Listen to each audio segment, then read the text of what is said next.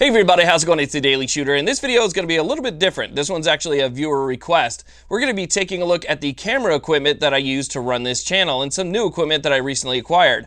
Now, if you guys know, if you've been watching this channel, it's been a really rough month. My main camera went out, and when that camera went out, for some reason it corrupted the memory card, and I wasn't able to recover the files, so I lost like 2 months worth of work, well over $1,000 worth of ammunition spent in the video clips that were on that card, and things that you pretty much can't get back. So not only was I scrambling for a new camera, because obviously, you know, it's quite an investment to buy a new camera, but at the same time, I was scrambling for content. So first off, I want to apologize for the consistency of my uploads. It hasn't been very good. The consistency has been real off because I've been trying to come up with different content to make while I was getting everything back together.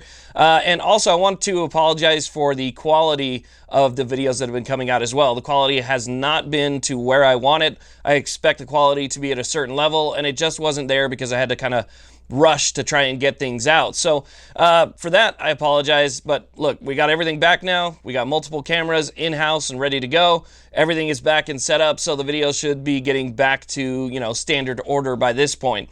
But I have several different cameras that I use on this channel. Each one kind of has a different purpose. Some of them are backups to the main, and, you know, some of them are cameras that I can use for different angled shots and B-roll and stuff like that. And we're going to kind of cover what I have used, what I switched to and why, and then what I continue to use today, including this brand new one, which honestly, this thing is awesome. This is the Leica V Lux-5. This right here is a super zoom camera that goes all the way from 25 to 400 millimeters, and it's got a lot to offer, including 4K video. So this right here is going to be kind of the main focus of this video, but I also want to show you guys the cameras that I've been using for the past couple years, what I've been switching between, and what I've landed on as my favorite for doing YouTube videos.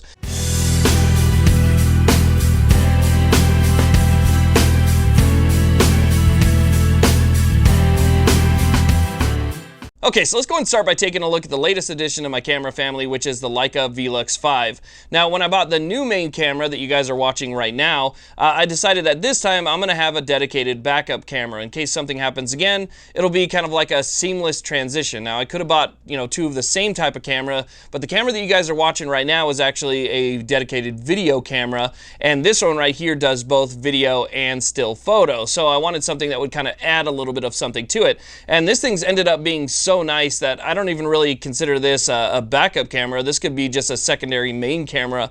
It's ended up being so good. So the camera that you guys are watching through right now is going to be the Sony AX53, and over the past several years I've switched between the AX53 and the AX100, and I've decided that I settled on the AX53. I think that the one that you guys are watching right now, the AX53, is probably one of the best cameras that you can buy, video cameras at least, dedicated video cameras, that you can buy for social media if you're going to be making video. It's one of the best point and shoots that you can buy out there, because for me, I'm a one-man show, so I go out there, I do all the filming, I do all the editing, I do everything that's in front of the camera and behind the camera. I spend 10 to 14 hours every single day on this channel, and so I want something that's going to be easy to use, and the AX53 that you guys are watching through right now definitely makes life a lot easier, and I think that this kind of falls in the same ballpark. So this has a lot to offer. It's a 20 megapixel still camera, so it does provide really excellent image quality. It's got a 1-inch sensor on it. It is capable of shooting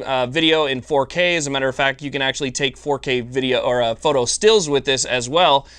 Image stabilization. It's really got a lot to offer, but at the same time, it's not super difficult to use. So if you're somebody like me who, you know, has your camera on a tripod, you put in your settings, then you jump in front of the camera and you don't have time to make, you know, adjustments on the fly, then you want something like this, because it's not as difficult as some of the other cameras that I've used in the past to, you know, make those fine adjustments. The camera does a lot for you in auto mode. So in auto mode, you don't have to worry about your white balance or your exposure and things like that. it's going to take care of all of that for you. And while it's not always the best setting, again, if you're by yourself and you need something like that, it definitely works. So the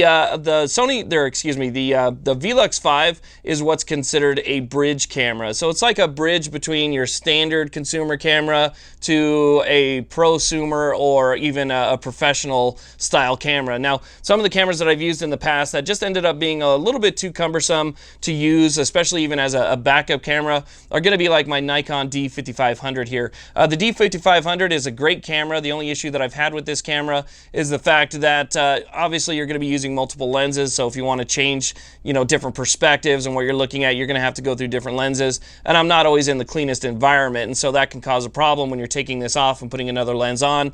Also, I've had issues with focus when this thing's trying to follow my face. Not always getting the best focus. So I couldn't even use this as a backup camera when my main camera went down because the focus was just constantly going between my face and the flag behind me, the face, flag behind me, and I was getting a clear image of whatever was either in the foreground or behind me and not the actual subject that I'm trying to get the video footage or photo footage of. And so this one right here wasn't really good for that. It's good as a still photo camera, and I could still definitely use it for that, but really this is kind of just a backup still photo camera, because this one right here does such a good job at both still photo and 4K video or 1080p that I don't even see a need for that anymore. A bridge camera kind of gets you in between those things. So this one right here has the ability to go between 25mm and a 400mm zoom. So I like that fact a lot as well, because I'm kind of moving from the camera. I want a different perspective or a different shot. I don't have to worry about changing out the lens. This one single lens right here will get me all the way from 25mm all the way out to an extended zoom of 400mm. So I can really kind of zoom into my target. So if I want to see a target stand, if I want to see a steel target, if I want to see, something get hit and I want it to be further enough away where this camera is going to be at a safe distance, I can get that nice fine zoom into, let's say, a piece of armor or something like that. I can get that nice fine zoom into it while keeping the camera away at a safe distance and be able to film in that. So again, it's 480p. It's 4K at 30p. You could do 1080p at 60 frames a second. You could also do 120 frames a second at 1080. So if you want to, you can shoot slow motion video with this, which is also nice. And one of the main things that you're looking for, because remember, when we're talking about these cameras, we're looking at these cameras from the perspective of social media, because that's what I do. So YouTube, Instagram, Facebook, things like that. We're not really talking about wedding photography and stuff. We're talking about, in terms of social media. And one of the things that to me is just a must-have when you're talking about social media, if you're the one in front of the camera and there's no one behind it, you have to have a flip out screen, and this definitely has a very nice flip out screen so that you can actually view what's going on the camera. So I can take this and turn the camera on and then show you guys kind of what it looks like right here. But you get a nice image of what you're looking at, and if you don't have a way to preview what's going on in front of you at the time, it really makes it difficult for you to center yourself to see if there's any changes. Maybe the focus goes out, and you can preview that on this flip out screen right here and see what's going on. You also have audio levels, so you can follow your audio levels, and there's a lot to gain out of being able to see yourself through a flip out screen. So again, this has a lot to offer in terms of social media usage, in terms of video usage and photo usage, stuff like that. So there's a lot going on with this camera, but at the same time, it's very easy to use and not super complicated like a camera like this.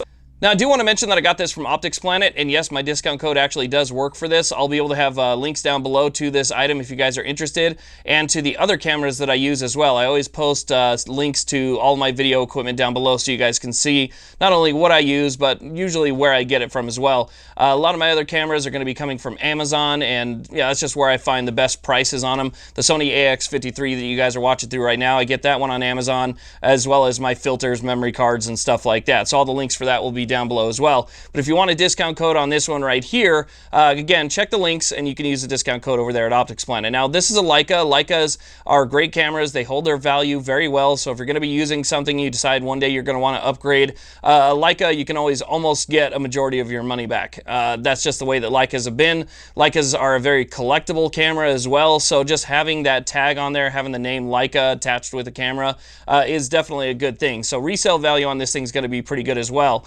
Now, I should mention a couple other very important things if you're going to be doing vlogging, if you're going to be doing YouTube videos, Instagram, or whatever. One thing that I always like to have is a microphone jack. If it doesn't have a microphone jack, I don't use it, and that's because a lot of cameras that you're going to find if you're going to be doing this type of thing, the microphones that are pre-built, they're okay for just, you know, shooting like a quick family thing, but if you want to make something with good audio, you have to use a microphone. I have a microphone that's taped underneath my shirt right now. It's a giant squid mic. I have a link for that down below as well, but this does have a microphone jack on it, so that's a nice little touch right there. You can plug that in, change your audio levels. It comes preset to 0 decibels, but you can always increase or decrease that depending on you know, the volume that you want. Now, this thing does use a kind of a small battery. That's the only downside to it, so you know, you have to keep it charged, but it also uses a USB charger that allows you to charge it from within the camera. So it comes with a little micro USB cord. You plug this in, you plug it into the little block that attaches to your outlet, and you can go ahead and charge your camera, this, you know, whatever, or leave it charged for that matter. Now, another thing I want to mention is on top of the auto settings, there's also some really good manual settings on here as well.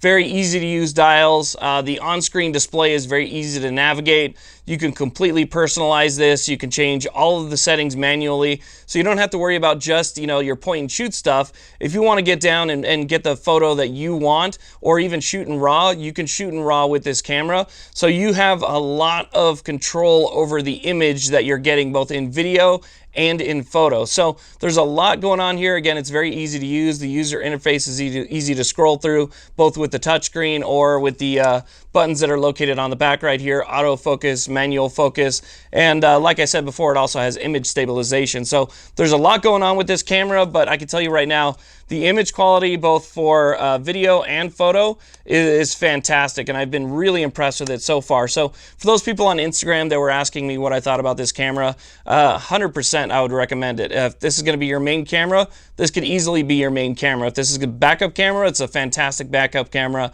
It's not a cheap camera. It's not, you know, $300 or $400 or $500 camera. This thing's going to be over $1,000, but it's got a Leica lens and it's got incredible features. So you're going to get a really nice camera if this is what you decide to go with. The other cameras that I use to kind of augment what I'm already doing with my YouTube channel and so forth. Again, I had a Nikon or a Canon 80D that was probably my favorite DSLR until that thing went down. But the Canon 80D also has image stabilization with the Canon lenses, and it also had some pretty nice, you know, standardized features on it as well. Also use a GoPro. This is a GoPro Hero 4. I don't see a need to move up to any other generation. The Hero 4 is fine, but this is what I use for a lot of my slow motion images where I want to get really nice and up close but still have a wide angle. So I use the GoPro Hero 4. I'll get it right up to maybe a piece of body armor or something like that, put it on slow motion, have it sitting there just pointing right up to it, and with the protective case, if something happens, it gets damaged, it gets cracked by spalling or something like that, I don't really have to worry about it too much. So I also use a GoPro, but again, not great as a standard camera because it's too wide angle for that for me. Okay, so now we're filming through the Leica and we're looking at my main camera, which is the Sony AX53. I've been rotating between the AX100 and AX53 for years, but I always seem to land back at the AX53, and that's what I did again this time. This one's already seen a bunch of use. I've taken it out probably a good 60 hours in the middle of the desert so far, so it's a little bit dirty already. I go through cameras pretty fast because there's a lot of silt and dust and dirt in the desert, and it's also very, very hot out there. And so I do blow through cameras pretty quick, but this particular camera does pretty well out in the elements. It's not weather sealed, but it does pretty good in the heat and in the desert. You just have to make sure that everything stays clean. But this is a really nice camera capable of shooting 4K. It's capable of shooting 1080p at 60 or 120 frames per second. I can even drop this thing down to 720p and shoot at 240 frames per second. So if I want to catch a nice smooth image in slow motion, I could still drop it down to 720p and you'll be able to see things a little bit better than you would in 1080, because 1080 will start to get a little bit choppy even at 120 frames. So 240 frames definitely makes that a little bit easier. Don't mind the extra accessories that you see here. These are just kind of bolt-on parts. So this is a little sun shield right here, sunscreen. And if you have, like, let's say studio lighting or the sun that's coming down and it's creating flare across your lens, all you have to do is screw one of these on, simply pop this thing out, and it creates a sunshade, and it kind of blocks everything from directly hitting the lens. So I put this on just about every camera that I have, except for the Leica, which actually came with one, a hard plastic one that's a little bit different. Then when you don't want to use it, simply pop that thing back. And this little handle right here, this little U-shaped thing, I use that for the cold shoe that's on top because I use an 8-inch monitor. I also sometimes use LED studio lighting that we can attach to the cold shoe there. And then I also have my Rode microphone if I don't want to use the lapel mic. So there's different things that you can do with a handle like this, but these are all add-on accessories. Now, one of the nice things about this camera too is that it's got some really cool preset built-in modes. The mode that I shoot in is called Toy Camera. It's really interesting. So with Toy Camera, you hit this little button that says Toy Camera, you set that, and it makes the image very vivid, it makes the colors very rich, it makes the sharpness just how I want it, so it changes everything to pretty much exactly how I want it. So I leave this thing on Toy Camera and I shoot my videos in Toy Camera, and all of the images come out great. So I'm really happy with the Toy Camera mode. That's also another reason why I go back.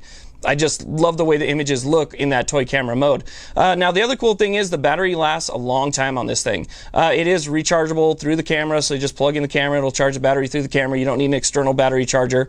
But this battery that I've had on here right here, this is actually one of my larger capacity batteries. I've had this one for like 3 years, and so I put it on the new camera so that, you know, it'll continue to run, because the one that it comes with is a smaller capacity, but still, even with the smaller capacity that it comes with, these things will run for a long time. So if you need to be out and doing filming while you're out and you don't have access to a way to charge your camera, it's nice to go with something like this that has a really nice long battery life. Another thing I like about this camera right here, great zoom, excellent Zeiss lens, you know, a lot of capabilities, both auto and manual. So unlike, you know, a regular video camera, you just pop out and you just kind of go, you can still adjust a lot of manual settings in this camera to make the image look the way that you want. But it has a really nice gimbal on the lens. So this lens right here, the Zeiss lens, will actually move with the camera to keep the image still even if you're shaking. So I'm not sure if you guys can see that, but as this lens kind of moves around, it kind of moves around a little bit slower than the way that my hands are, and that's because it's on a gimbal, and that gimbal will always bring it back to a 0 once you stop moving. So if you have a little bit of handshake or wobble or something like that, you're not going to see it with this because that gimbal is going to compensate for it. So it definitely makes for a nice steady shot, especially when you're doing, you know, slow pans and things like this, or you're trying to get a good look at an image or a product or something like that. It'll give you that because of that image stabilization. Nice LCD touchscreen, just a great camera. It's got all your plugins for microphone, for headphones, HDMI, micro HDMI. Everything you want to do, you can do with this camera. I love the Sony AX53. It comes in at under $1,000, and I think it just gives you a lot of value. The microphone on this one is much better than most DSLRs, but still not the best, especially when you're going to be going out into the wind. If you're going out into the wind, it doesn't matter if it's a DSLR or if it's a bridge camera or if it's a video camera, a camcorder like this. You want to get something that has a windshield and something that has what's called a dead cat on it. It's basically just like this big furry thing that goes over your mic that will cut out the wind. But the Sony AX53 is definitely my choice for my favorite YouTube video camera. But I mean, you guys can see the image looks a little bit different over there on the Leica. Definitely a little bit different than it does on the AX53. And so over time, I'll eventually get my settings to where exactly I want them with the Leica. But for now, I like the sharpness, I like the image quality, and I think it looks really good. So you guys can kind of see the difference between both right there. Kind of make your choice. If you're somebody who's looking to get into this and you want to get serious with it, these are two excellent options that you can go with. But always make sure, don't be like me. Don't buy one camera and then get screwed when it goes out. Try and get a secondary or a backup camera if you can save the money and you have the time to do so. And then again, you know, you have all the other cameras that you can use for your different stuff. This definitely becomes very expensive to do YouTube, especially when you want to do it well. So it's one of those things. You just got to learn that part of it is just investing back in what you do and spending money on what you do and not just, you know, letting it go and trying to cheap out on it. So anyway, that's a quick look at my cameras that I use for the channel. I want to thank you all very much for watching. Please like, subscribe. Have a great day.